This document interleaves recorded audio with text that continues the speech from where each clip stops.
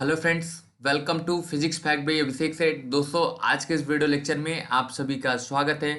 चलिए सबसे पहले चेक करते हैं कि आपने जो प्रीवियस वीडियो मैंने दिया था उसको कितने अच्छे से आपने देखा है। एक क्वेश्चन के माध्यम से उसको हम लोग चेक करते हैं। सबसे पहला क्वेश्चन जो है, लिखा है राज्यसभा का सभापति बनने की न्यूनतम उम्र होती है। आपके ऑप्शन है 25 वर्ष, 30 वर्ष, 35 वर्ष और 22 वर्ष। दूसरा क्वेश्चन है, राज्यसभा में अधिकतम कितने लोगों को राष्ट्रपति मनोनीत कर सकता है। ऑप्शन है 10, 12, 15 और 0। इन दोनों क्वेश्चनों का आंसर आप लोग कमेंट बॉक्स में दीजिएगा और इस तरीके से हर एक वीडियो में प्रीवियस जो है टॉपिक से क्वेश्चन लाए जाएंगे, जिससे कि आपका जो है प्रीवियस तैयारी भी साथ साथ होती रहेगी। तो चलिए फ्रेंड्स, आज अपना वीडियो स्टार्ट करते हैं। आज का जो हमारा टॉपिक है वो है विधेयक या बिल कह सकते हैं। देखेंगे कि बिल कितने प्रकार के होते हैं, बिल के द्वारा क्या होता है, सब कुछ डिस्कशन हम लोग इस वीडियो लेक्चर में करेंगे। सबसे पहला टॉपिक देखिए। सबसे पहले समझते हैं कि बिल होता क्या है। अगर देखा जाए तो बिल होता क्या है, तो लिखा है प्रस्तावित कानून के प्रारूप को बिल कहते हैं। जो हमारे यहाँ कानून बनाए जाते हैं, जो हमारे यहाँ अधिनियम बनाए जाते हैं, उसका जो प्रारूप होता है, मतलब जिस तरीके से कानून या अधिनियम बनाए जाते हैं तो उसका एक प्रारूप होता है कि ये कानून ऐसे से लागू होगा। उस प्रारूप को ही हम क्या कहते हैं, विधेयक कहते हैं। यानी हम कोई भी कानून या जो है अधिनियम को एक पहले प्रारूप के रूप में लाते हैं और उसे क्या करते हैं, संसद से क्या करते हैं, पास कराते हैं। अगर वो पास हो जाता है तो वही आगे चलकर कानून या अधिनियम बन जाता है। क्लियर? तो विधेयक क्या होता है, यानी प्रस्तावित कानून के प्रारूप को विधेयक या बिल कहते हैं। आगे बढ़े। संसद में पेश होने वाले विधेयक दो प्रकार के होते हैं। ध्यान रखेंगे, अगर आपसे पूछेगा कि बिल कितने प्रकार के होते हैं तो ऐसा नहीं कि आप 4 प्रकार 5 प्रकार गिना दीजिएगा। मैं आपको बता रहा हूँ विधेयक जो है 2 प्रकार के होते हैं। कौन कौन होते हैं? एक होता है सरकारी विधेयक। ठीक है, सरकारी विधेयक जिसे किसी मंत्री परिषद के सदस्यों द्वारा क्या किया जाता है, पेश किया जाता है। सरकारी विधेयक क्या होता है? मंत्री परिषद के सदस्यों द्वारा पेश होने वाले विधेयक, यानी जो कह सकते हैं कि यानी मंत्रिमंडल के सदस्य होते हैं उनके द्वारा जो पेश किया हुआ जो विधेयक होता है या बिल होता है, उसको हम लोग क्या कहते हैं, सरकारी विधेयक कहते हैं। आगे दूसरा देखें तो एक होता है गैर सरकारी, यानी गैर सरकारी विधेयक, यानी जो सत्ता में नहीं है उसके द्वारा अगर कोई कानून या अधिनियम बनाने के लिए कोई प्रावधान है तो उस बिल को हम लोग बोलते हैं गैर सरकारी। जैसे एग्जांपल समझिए, मोदी जी की गवर्नमेंट है।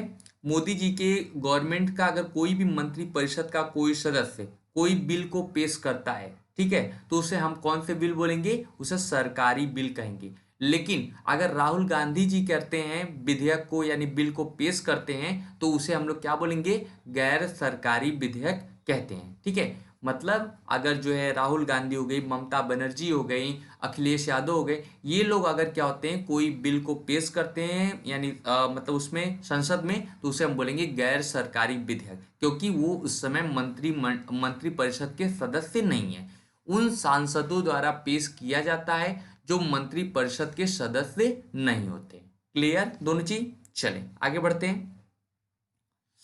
संसद में प्रस्तुत विधेयक को निम्न 4 श्रेणियों में बांटा गया। अब देखिए उनको मतलब चार चार कैटेगरी में डिवाइड कर दिया गया। विधेयक जो बिल होते हैं वो दो ही प्रकार के होते हैं, या तो सरकारी होंगे या तो गैर सरकारी होंगे, यानी एक या तो सरकारी होंगे गवर्नमेंटेड होंगे या तो प्राइवेट होंगे। लेकिन वो विधेयक भी कितने होते हैं, 4 श्रेणियों में बटे होते हैं। नाम क्या क्या है? साधारण विधेयक जिसको ऑर्डिनरी बिल कहते हैं। दूसरा है धन विधेयक जिसको मनी बिल कहते हैं। तीसरा है वित्त विधेयक जिसे हम लोग कहते हैं फाइनेंस बिल कहते हैं। और चौथा है संविधान संशोधन विधेयक जिसको बोलते हैं कॉन्स्टिट्यूशन अमेंडमेंट बिल। यानी ठीक है, यानी जो अभी जो जिसका नाम आपने सुन रहा था सीएबी, एक समय काफी चर्चा में चला था ना, तो वही था कॉन्स्टिट्यूशन अमेंडमेंट बिल। उसी को हम लोग शॉर्ट फॉर्म में सीएबी कहते थे। ठीक है, और वही जब हमारे नागरिकता के साथ जब वो कानून बन गया तो उसको हम सीएए कहने लगे, क्योंकि कॉन्स्टिट्यूशन अमेंडमेंट एक्ट हो गया। और इससे पहले जब तक वो बिल था तब तक हम उसको नाम दिए थे CAB, constitution amendment bill. Okay चलिए, तो उस तरीके का ये होता है, 4 तरह के ये जो होते हैं श्रेणियों में बांटे जाते हैं विधेयक को। आगे बढ़े, अब देखते हैं ऑर्डिनरी बिल। ऑर्डिनरी बिल या साधारण विधेयक क्या होता है, याद रख लीजिएगा, अनुच्छेद 107 में इसका उल्लेख किया गया है। ध्यान रखेंगे, ऑर्डिनरी बिल का उल्लेख अनुच्छेद 107 में किया गया है। देखेंगे, वित्तीय विषयों को, यानी जो हमारे यहाँ फाइनेंस जो है सब्जेक्ट है उसको छोड़ दिया जाए, और संविधान संशोधन यानी कॉन्स्टिट्यूशन जो है अमेंडमेंट को छोड़ दिया जाए, तो सभी विषय जो होते हैं वो साधारण विधेयक ही होते हैं। सभी विषय से संबंधित जो विधेयक होता है वो साधारण विधेयक होता है। किन किन को छोड़ना है, आपके वित्त यानी फाइनेंस से रिलेटेड टॉपिक को छोड़ देना है, और जो है कॉन्स्टिट्यूशन अमेंडमेंट वाले टॉपिक को छोड़ देना है। उसके बाद जितने भी विषय होते हैं सब साधारण विधेयक ही होते हैं। ध्यान रखेंगे, यानी ऑर्डिनरी बिल ही सब होते हैं, जिसमें पैसे का कोई लेना देना नहीं हो, और जिसमें क्या हो, संविधान जो हमारा कॉन्स्टिट्यूशन बनाए उसमें किसी प्रकार का संशोधन न हो। तो जितने भी बिल संसद में पेश किए जाते हैं सारे ऑर्डिनरी बिल या साधारण विधेयक होते हैं। ठीक है, आगे बढ़े। साधारण विधेयक को किसी मंत्रिपरिषद का सदस्य या कोई प्राइवेट सांसद पेश कर सकता है। देखिए, अब ये साधारण विधेयक तो हो गया, अब इसको मंत्रिपरिषद अगर पेश करेगा तो इसको हम बोलेंगे गवर्नमेंटेड बिल, यानी जो है सरकारी विधेयक बोलेंगे। अगर कोई प्राइवेट सांसद जो है इसको पेश करता है तो इसको हम गैर सरकारी या कह सकते हैं प्राइवेट बिल बोलेंगे। तो बहुत आसान काम है कि साधारण विधेयक भी है, इसी तरीके से जो भी विधेयक होंगे उस विधेयक को क्या कर सकते हैं, या तो हम गवर्नमेंटेड बिल बोलेंगे या तो ऑर्डिनरी बिल बोलेंगे। लेकिन यहाँ पे क्या है, साधारण विधेयक को अगर मान लीजिए अगर साधारण विधेयक को करना है तो ये कोई मंत्रिपरिषद भी इसको क्या कर सकता है, संसद में पेश कर सकता है, या तो कोई प्राइवेट सांसद भी पेश कर सकता है। आगे बढ़े, साधारण विधेयक दोनों संसद में से किसी भी संसद में पेश किया जा सकता है। ध्यान रखिए, जो ऑर्डिनरी बिल होता है, अभी यहाँ पे आपको बहुत ज़्यादा कुछ क्लियर करना पड़ेगा, क्योंकि आपको ये जो टॉपिक है थोड़ा सा कॉम्प्लिकेटेड है, लेकिन फिर भी अच्छे तरीके से बताऊंगा। जो आपको पॉइंट इंपॉर्टेंट लगे उस पॉइंट को नोट कर लीजिएगा, और साथ ही इस वीडियो की पीडीएफ जो है वो नीचे टेलीग्राम ग्रुप का लिंक दे दूंगा, उस लिंक से आप क्या कर सकते हैं, हमारे जो है उसमें यानी टेलीग्राम ग्रुप पर जुड़ जाएंगे, वहां पर इस वीडियो की पीडीएफ भी आपको मिल जाएगी। चलेंगे, अब देखेंगे, जो साधारण विधेयक होता है वो दोनों सदनों में से किसी भी सदन में पेश किया जा सकता है। मतलब जो ऑर्डिनरी बिल है वो चाहे आप लोकसभा में भी पहले पेश कर सकते हैं या तो पहले राज्यसभा में भी पेश कर सकते हैं। इसमें कोई वो नहीं है, बाध्यता नहीं है कि आप लोकसभा में ही पहले पेश करिए या पहले आप राज्यसभा में पेश करिए। आप किसी भी सदन में इसको क्या कर सकते हैं, पेश कर सकते हैं। दूसरी की बात करें, साधारण विधेयक लोकसभा या राज्यसभा में किसी भी सदन से पास होने के बाद दूसरे सदन में जाता है। मान लेते हैं कि ऑर्डिनरी बिल हमने लोकसभा में पेश किया, और लोकसभा से जब पास हो जाएगा तभी तभी तो वो राज्यसभा में जाएगा। तो इसी तरीके से बोला गया है, साधारण विधेयक लोकसभा या राज्यसभा में किसी भी सदन से पास होने के बाद दूसरे सदन में जाता है। अगर उसको लोकसभा में पेश करेंगे तो लोकसभा से पास होने के बाद राज्यसभा में जाएगा। अगर उसे आप राज्यसभा में पेश करेंगे तो वहां से निकलने के बाद वो कहाँ जाएगा, लोकसभा में जाएगा। ओके चलिए, अब आपका जो तीसरा इसके बाद पॉइंट है, मोस्ट इंपॉर्टेंट पॉइंट है, ध्यान रखेंगे। देखिए, यदि दूसरे सदन द्वारा विधेयक को अस्वीकार करते हैं, मतलब मान लेते हैं कि एक एग्जाम्पल लेके चलते हैं क्योंकि एग्जाम्पल से ज्यादा अच्छा समझ में आएगा। मान लेते हैं कोई बिल था, उसको हमने लोकसभा में पेश किया, ठीक है, लोकसभा में पेश करें, और क्या हुआ, लोकसभा से पास हो गया। लेकिन जब वो राज्यसभा में गया तो राज्यसभा के मेंबर उसे अस्वीकार कर दिए, मतलब उसको बोले कि ये बिल सही नहीं है, और उसमें क्या कर दिए, उस बिल में थोड़ा बहुत संशोधन भी कर दिए। मतलब उस बिल में उसको अस्वीकार करके उसमें थोड़ा बहुत संशोधन कर दिए। तो संशोधन जो किए तो जो लोकसभा है उसको ये स्वीकार नहीं हुआ। मतलब जो राज्यसभा इसमें संशोधन करने के लिए कह रहा है या जो करवा दिया उसमें, तो वो क्या हुआ, राज्यसभा और लोकसभा को क्या हुआ, स्वीकार नहीं हुआ। तो ऐसी स्थिति में दोनों सदनों में कॉन्फ्लिक्ट हो गया, मतलब दोनों सदन में मतभेद हो गया। राज्यसभा कुछ और बात कर रहा है, लोकसभा कुछ और बात कर रहा है। तो ऐसी कंडीशन में अगर 6 माह, यानी ऐसी कंडीशन में अगर 6 माह के अंदर बिल पास नहीं होता है, मतलब 6 माह तक ये काम हो सकता है, 6 माह से इधर उधर होता रहे, लेकिन अगर 6 माह के अंदर बिल पास नहीं हो सकता है तब विधेयक अगर पास नहीं होता है तो राष्ट्रपति संयुक्त बैठक यानी ज्वाइंट सेशन बुला सकता है और उसमें क्या है, बिल को पास करा सकता है। अगर वो बिल पास हो गया, मतलब जिसकी मेजोरिटी रहेगी पास होने वाली रहेगी, पास हो जाएगा। अदरवाइज वो क्या होगा, बिल जो है वहीं पे रह जाएगा। तो ओके, यानी एक सदन से पास होने के पश्चात अगर दूसरे सदन में जाता है और वहां पे उसे स्वीकार न किया जाए या उसमें संशोधन किया जाए जो कि पहले सदन को स्वीकार न हो, ऐसी स्थिति में अगर 6 माह तक यही काम होता रहेगा तो क्या होगा, राष्ट्रपति ज्वाइंट सेशन बुला सकता है और उसमें अगर बिल को पास करने के लिए ज्यादा लोग वोट करते हैं तो बिल पास हो जाएगा, अदरवाइज बिल क्या हो जाएगा, वहीं पे रद्द हो जाएगा। ओके, आगे बढ़े। ये लाइन आपके लिए काफी इंपॉर्टेंट है। ज्वाइंट सेशन, याद रखिएगा, ज्वाइंट सेशन का जो है वो किस अनुच्छेद में उल्लेख किया गया है, तो अनुच्छेद 108 में। मैंने आपको बहुत बार बता दिया है।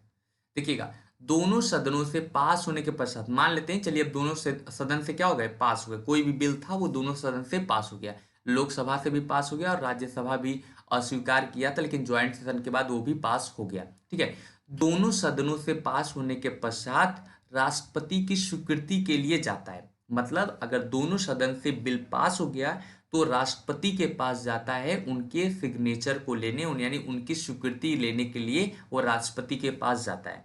यदि राष्ट्रपति विधेयक पर अपनी सहमति दे देता है, मतलब बिल पर अपनी सहमति दे देता है, तो विधेयक अधिनियम बन जाता है, यानी विधेयक कानून बन जाता है। ओके, तो हमारे यहाँ कानून बनने की कैसी प्रक्रिया है, कोई भी बिल आता है, वो ऑर्डिनरी बिल अगर है तो सबसे पहले कहाँ जाएगा, या तो लोकसभा में जा सकता है या तो राज्यसभा में जा सकता है। लोकसभा या राज्यसभा से पास होने के बाद वो कहाँ जाएगा, तो वो दूसरे वाले सदन में जाएगा, और दूसरे वाले सदन में अगर वो पास करा देते हैं तो ठीक ठीक है, अगर नहीं पास कराते हैं और ये 6 महीना प्रक्रिया चलता है तो उसके बाद जो है राष्ट्रपति ज्वाइंट सेशन बुला सकता है, और ज्वाइंट सेशन के बाद पास होने के पश्चात जो है ये बिल राष्ट्रपति के पास जाता है, और राष्ट्रपति इसे यदि अपनी स्वीकृति दे देता है यानी अपनी सहमति दे देता है तो ये विधेयक अधिनियम बन जाता है। आई होप इतना टॉपिक आपको क्लियर हो गया होगा।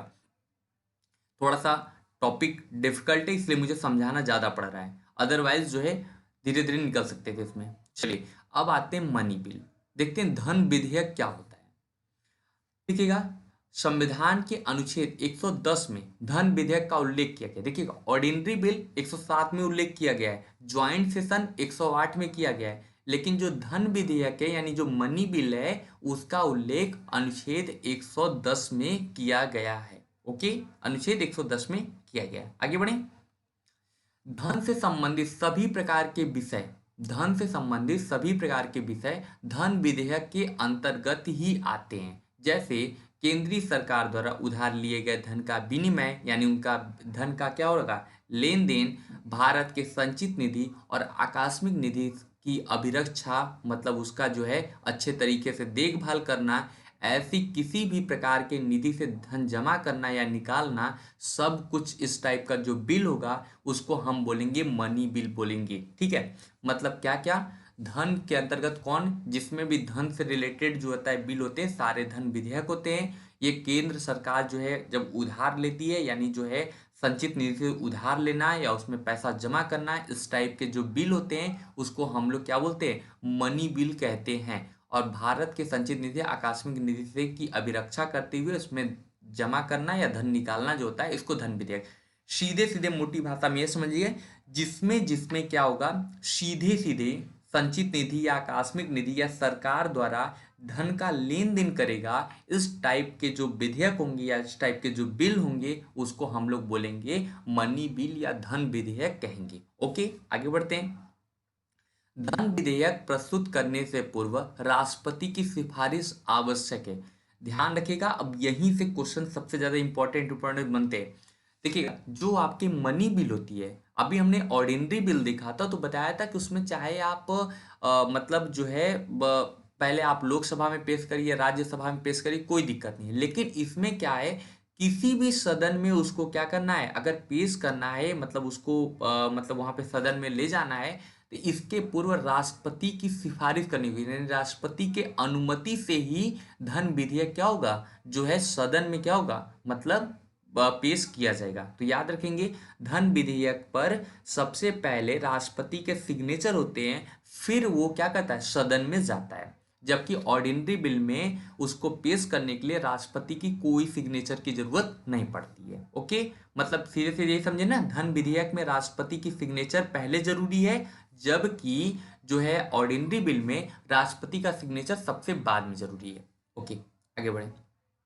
धन विधेयक केवल लोकसभा में पुनर्स्थापित किया जा सकता है। देखिएगा, ऑर्डिनरी बिल के लिए मैंने बोला था कि वो लोकसभा में भी पहले पेश किया जा सकता है या पहले राज्यसभा में भी पेश किया जा सकता है, दोनों सदन में से किसी भी सदन में आप पेश कर सकते हैं। लेकिन आप याद रखिएगा, जो धन विधेयक होता है वो केवल लोकसभा में ही पहले पेश किया जाना चाहिए। ध्यान रखेंगे, धन विधेयक कहाँ पहले पेश होना चाहिए, तो धन विधेयक पहले लोकसभा में ही पेश होना चाहिए, राज्यसभा में नहीं। ठीक है, ध्यान रखेंगे। और उससे धन विधेयक को पेश करने के लिए राष्ट्रपति की सहमति जरूरी है, यानी राष्ट्रपति का सिग्नेचर रहेगा, तभी वो विधेयक क्या होगा, जो है धन विधेयक। अरे, राष्ट्रपति का सिग्नेचर अगर विधेयक पे है तभी उस विधेयक को धन विधेयक कहेंगे, या धन विधेयक जो होता है उस पर पहले राष्ट्रपति के सिग्नेचर चाहिए होते हैं। ओके, चले आगे बढ़ें।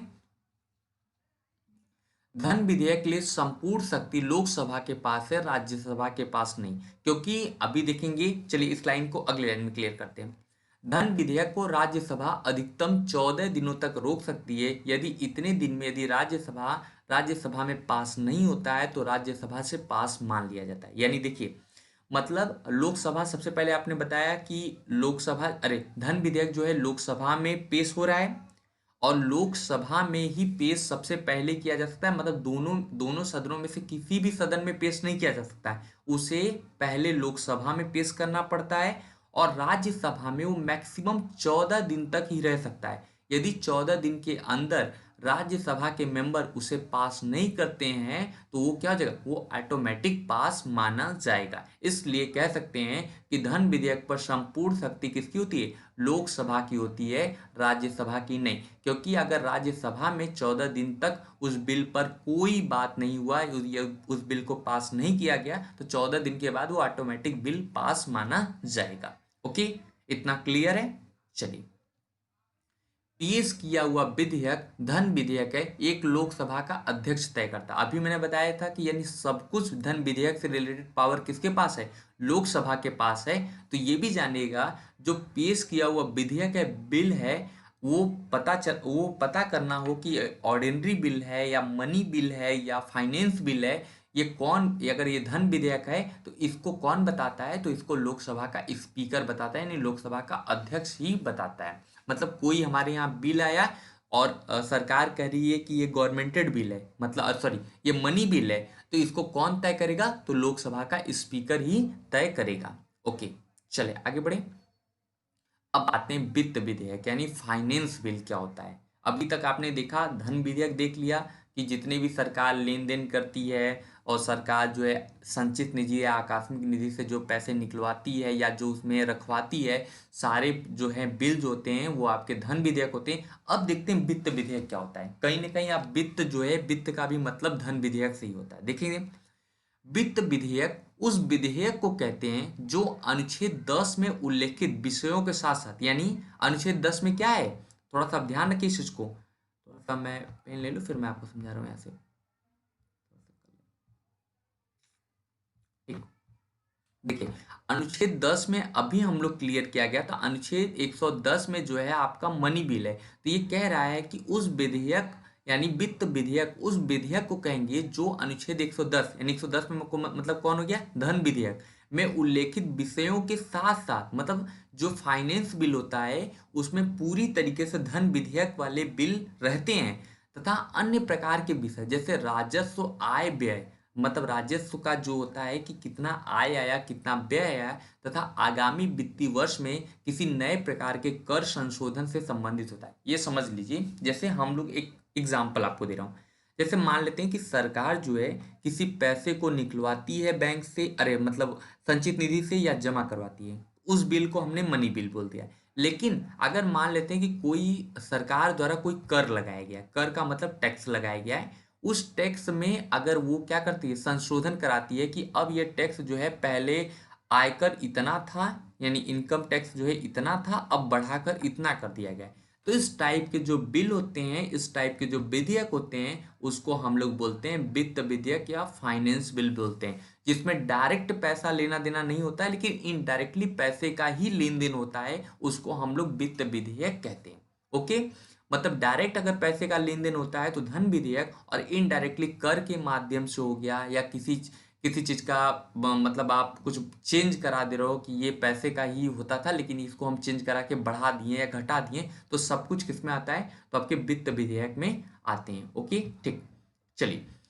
तो आगामी वित्तीय वर्ष में नए प्रकार के कर संशोधन आदि से संबंधित होता है। क्लियर? मनी बिल और फाइनेंस बिल में यही आपको एक अंतर रखना है कि कर से भी आप जो है चेंज कर सकते हैं। देखिएगा, यह विधेयक 3 प्रकार का होता है। अभी जैसे हमने बताया था कि जो ये होता है, यानी जो विधेयक है इसमें ये शामिल होते हैं, अनुच्छेद 110 के भी जो है विषय शामिल होते हैं, और साथ ही क्या होते हैं, कर संशोधन से भी संबंधित विषय होते हैं। तो ये विधेयक जो होती है मुख्य रूप से 3 प्रकार के होते हैं। कौन कौन सा है? एक होता है धन विधेयक, यानी मनी बिल होता है, क्योंकि इसी के अंतर्गत ये शामिल है, धन विधेयक। दूसरा होता है वित्त विधेयक, वित्त विधेयक का मतलब हो गया फाइनेंस बिल 1। ओके, दूसरा होता है वित्त विधेयक जो होता है फाइनेंस बिल 2। और एक चीज याद रखिएगा, जो वित्त विधेयक का उल्लेख है वो कॉन्स्टिट्यूशन में यानी संविधान में 117 जो है अनुच्छेद के अंतर्गत किया गया है। और ये जो है वित्त विधेयक 1 है, ये 117(1) के अंतर्गत है, जबकि वित्त विधेयक 2 जो है वो 117(3) के अंतर्गत आता है। तो ध्यान रखेंगे, फाइनेंस बिल 117 अनुच्छेद, मनी बिल 110 अनुच्छेद, और जो है सिंपल बिल यानी ऑर्डिनरी बिल जो है वो 107 अनुच्छेद के अंतर्गत आते हैं। आगे बढ़े, अब देखते हैं वित्त विधेयक 1 क्या होते हैं। वित्त विधेयक पूरी तरह, अच्छा देखिएगा, वित्त विधेयक जो 1 है यानी जो है फाइनेंस बिल फर्स्ट है, वित्त विधेयक ये पूरी तरीके से धन विधेयक की तरह होता है, मतलब पूरी तरीके से एक प्रकार का मनी बिल होता है। लेकिन अब देखेंगे कहाँ चेंज है कि मनी बिल इसको नहीं बोल के हम लोग इसको वित्त विधेयक बोलते हैं, यानी इसको फाइनेंस बिल बोलते हैं। तथा इसके अलावा ऋण संबंधी विषय शामिल होते हैं। देखिएगा, इसमें तो आपने धन विधेयक में बताया ना कि हम निकालते हैं, पैसा जमा करते हैं, लेकिन जब अचानक बहुत बड़ा ऋण लेना पड़ता है किसी आकस्मिक कारण की वजह से, तो उसको भी शामिल इसी में किया गया है, यानी वित्त विधेयक 1 में। ठीक, आगे बढ़े।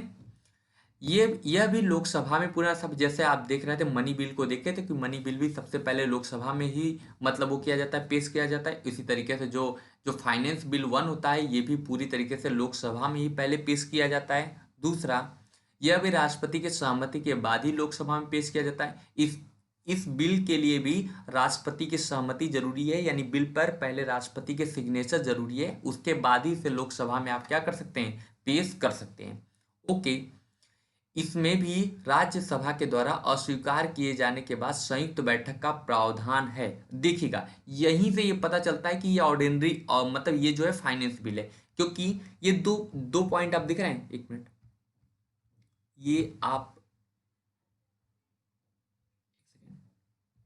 ये देखिए, ये वाला पॉइंट आप देखिए और ये वाला पॉइंट आप देखिए, दोनों पॉइंट से पता चल रहा है कि ये जो वित्त विधेयक है ये मनी बिल की तरह है, ठीक है। लेकिन जो ये वाला पॉइंट है ये बता रहा है कि ये जो वित्त विधेयक है ये ऑर्डिनरी बिल की तरह है, क्योंकि इसमें भी मनी बिल में हमने बताया था कि राज्यसभा का कोई रूल नहीं होता है, लेकिन ऑर्डिनरी बिल में क्या होता है, ऑर्डिनरी बिल जो होता है, बिल जो है कोई भी विधेयक आता है उसको अस्वीकार कर सकता है, और जब अस्वीकार करता है तो उसके लिए क्या है, संयुक्त बैठक या ज्वाइंट सेशन का प्रावधान हम लोग रखे हैं। तो ये देख रहे हैं, तो ये जो वित्त विधेयक है इसका तीसरा पॉइंट ये बताता है कि ये ऑर्डिनरी बिल की तरह है, साधारण विधेयक की तरह है, जबकि दो कैसे बता रहे हैं, ये मनी बिल के लिए।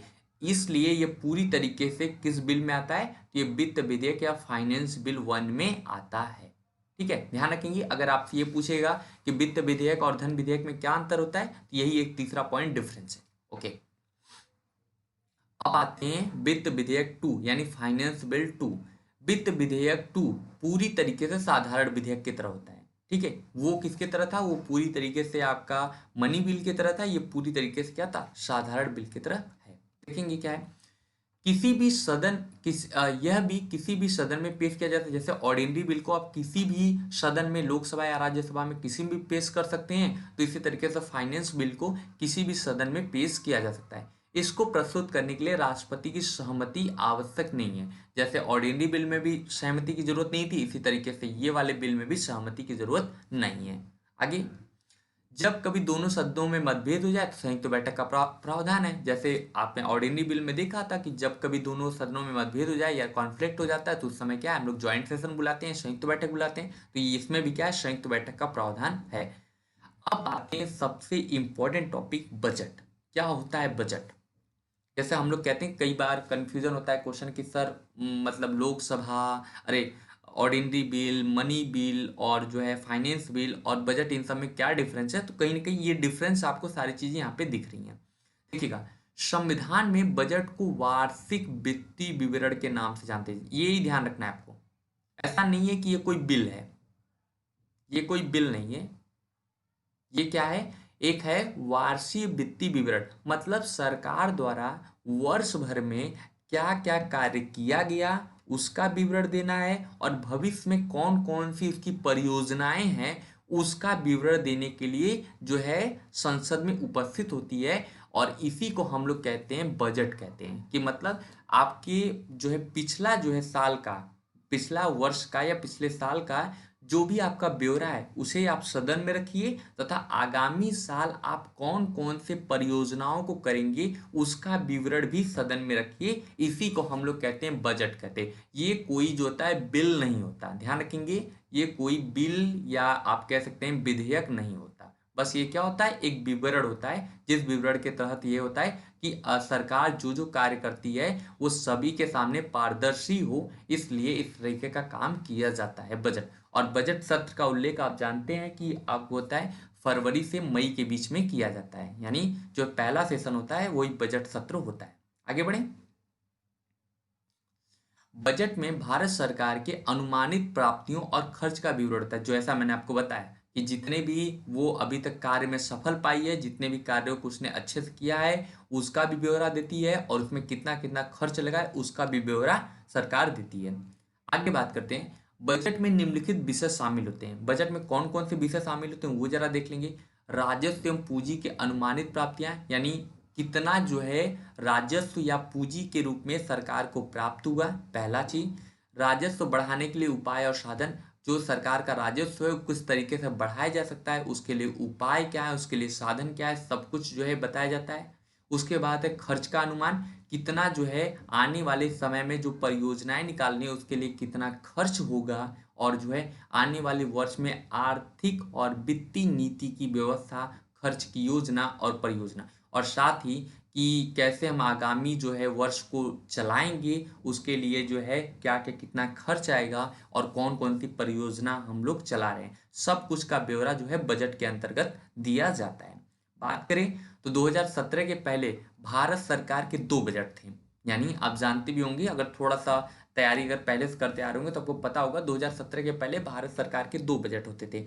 एक रेलवे बजट होता था और एक आम बजट होता था। रेलवे बजट और आम बजट, ठीक है। 2017 के बाद केंद्र सरकार में रेलवे बजट को केंद्रीय बजट में समाहित कर दिया। मतलब 2017 के बाद से केंद्र सरकार ने जो है रेलवे बजट को आम बजट में समाहित करके जो है एक ही बजट जो है पूरी चीजों का एक ही बजट निकालने का जो है वो कर दिया, मतलब उसमें संशोधन कर दिया गया। इस तरीके से आज का जो मेरा विधेयक वाला टॉपिक है ये पूरी तरीके से फिनिश हुआ। थोड़ा वीडियो लेंदी हो गया, बट यही मेरा पूरी तरीके से था कि अगर मैं आपको विधेयक या बिल समझा रहा हूँ तो आपको ये अच्छा समझ में आना चाहिए, और भविष्य में अगर ये करना चाहिए कि इन लोगों में अंतर करना हो तो आपको बहुत अच्छे से अंतर कर पाएँ। इसी को ध्यान में रखते हुए वीडियो थोड़ा लेंदी हुआ है, लेकिन बट पूरा कॉन्सेप्चुअल है। Thank you. वीडियो अच्छा लगा हो तो इसे लाइक और शेयर जरूर करें।